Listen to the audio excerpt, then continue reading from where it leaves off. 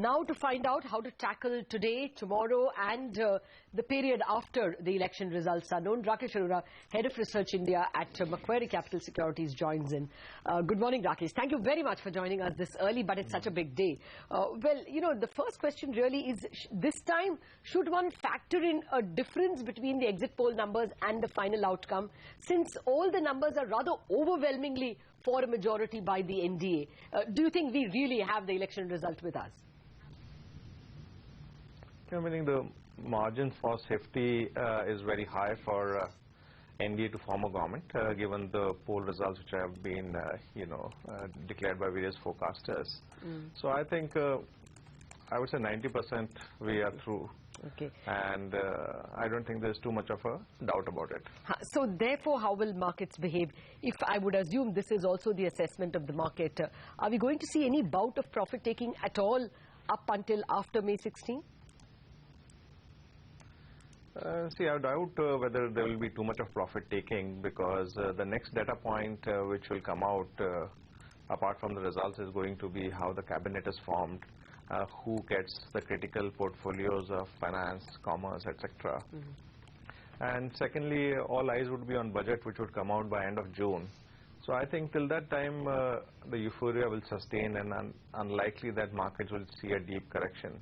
I mean, there would be a little bit of profit booking here and there, but I think the trend should remain upwards until unless NDA ends up with 220, 230 seats or lower, and people start to speculate who would support or not.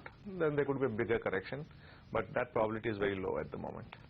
Rakesh, hi, good morning. Now that the exit polls are out of the way, do you expect the market to get re-rated, and if yes, to what level? See, if history is any guide, I think market is heading to 16 or 17 times PER. Currently it is trading at 14, and 17-year average is around 14.5, 15. So we are not even at the average level seen historically.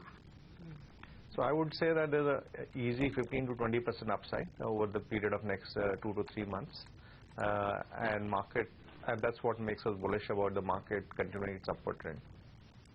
Okay, but Rakesh, immediately for the short term, say for the next month or so, where does the market find a kind of a plateau?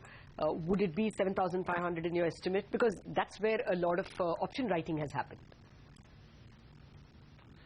Yeah, I mean, see, option writing is only for this month. Yeah. So probably, and 7,500 is a healthy 7-8% upside from current levels. So at least minimum that is what market is expecting. And I will not be surprised if we breach that level this month itself. So, since you did mention that you expect to see another 15 to 20% upside, say in the next 2 to 3 months, for someone, or rather for retail who's still not entered into this market, how should their stock-specific approach be at this point? See, clearly, this verdict is pointing towards domestic economy recovering, and investors will have to look for ideas which are focused on domestic economy. So be it financials, industrials, or materials. These are the three sectors where things will look up the most. I think retail investors can do well to watch out for a lot of mid caps, which still look great value. So I think once the market moves to 7,500 or higher, focus will shift from large caps to mid caps. Okay, now for the more troublesome questions on the economy. Yesterday we got the IIP number, and that gives an FY14 IIP contraction of 0.1%. Actually, the first time we have had a contraction after the new index began. The stage I'm trying to set for you is, what kind of a GDP growth will you expect? And normally, what is the earnings to GDP multiple? Are we overshooting in that sense? Okay, so see, our forecast for GDP for FY15 is 5.4, and we do acknowledge that there's a kind of a slight downward risk of 100 to 200 basis points, given the El Nino formation and the possibility of poor monsoon. But I think investors are already looking towards FY16, and we definitely believe that it's a 6% plus GDP growth which is possible in FY16. Now, see, current markets are consistent with around 5.5% GDP growth. So at the current PER level, etc., market are already factoring in a recovery to 5.5. Okay. But there's still scope for, further re-rating. Once it becomes clear that FY16 we are getting 6% plus growth. So I don't think markets have run up, anyway, or there's any kind of bubble which has been formed. It is just that markets are coming off a very low level, where not only domestic economy was one of the big factors, but also we had scare from QE tapering, etc., which led to abnormally low levels. So you're not recommending, therefore, profit taking at even an 8,000 level? This all depends on the election results, and if we are getting a stable, strong government, I don't think there's any reason to really be in any kind of hurry to book profits. Okay. Yes, of course, all these arguments are predicated on the formation of a stable government, Rakesh. So we'll put that caveat in front of our investors. But I just wanted your thoughts on the FII flows into our markets. So far we've seen, about $5.5 billion of equities year to date, but that pales in comparison to the 25 billion that we've gotten in 2012 and 2013. Do you think this year could be a watershed moment as far as FII flows into India, and we could see much higher quantum of flows come in post the formation of a new government? Well, it is potentially possible that FII flows can increase higher than what we have seen in the last 2 years. And you rightly pointed out that we have not seen any kind of euphoria. The flows are exactly consistent with what we are seeing for the last 2 years. So we haven't seen too much of money come in. And once people get more clarity on reforms, progress on revival of GDP, I think more money is bound to flow. Also remember that China has not been doing that great, and flows into emerging markets have been weak, and that kind of feeds into India also. And India normally would have got a share from those emerging market flows, which is missing at the moment. So once China starts to improve in the second half, good possibility that India would also get its share of flows from emerging market funds. So overall, chances that foreign flow would improve in the second half is very high. Okay, what is your guess on the rupee? And because of that, how would you approach all those export-oriented stocks, the IT sector, parts of the pharma sector? See, in the near term, there's a possibility that rupee can appreciate to levels of 55, 56.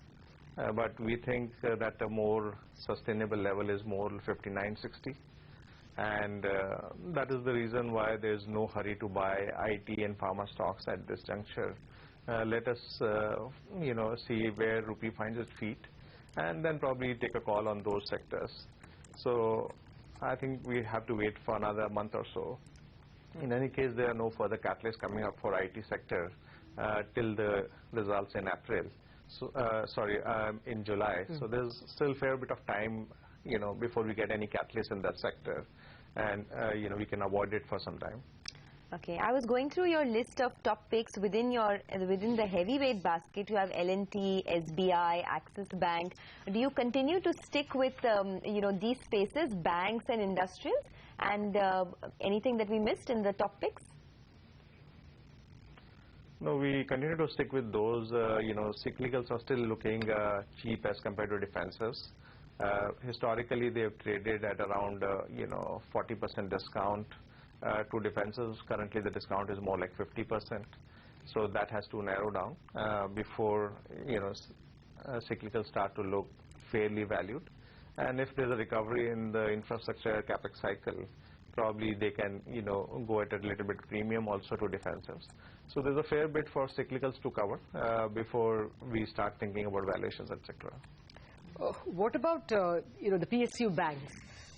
I don't see that in your list other than SBI, of course. You wouldn't touch any of the others? Well, see, PSU banks provide a lot of beta, and investors can selectively look at that. It is just that among the large caps, SBI only has the FI limit which is available. Secondly, I would say that we need to wait and see what government does in terms of funding for these PSU banks, and that can be a big catalyst for these banks to really re-rate. So I would say it is more dependent on government action, and we are yet to see what kind of announcement the new government makes. You actually expect that there can be a reduction of government stake from that 51% level, something extraordinary, as dramatic as that is possible, you think?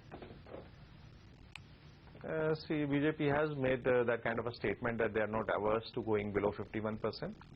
And RBI governor is also making a lot of right noises in terms of reducing the statutory, capital reserves. So I think both these things do make a case for PSU banks to make a return in this market. So I think possibility is there, but let's wait and see for some announcement before we get bullish on the smaller PSU banks. Any key mid-caps that you're locked your eye on?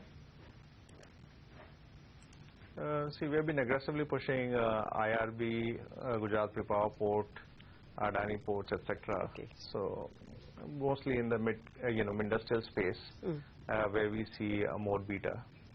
All right, Rakesh. Thank you for giving us your views, and you have a great day. Thanks for your advice. That's the word coming in from Macquarie.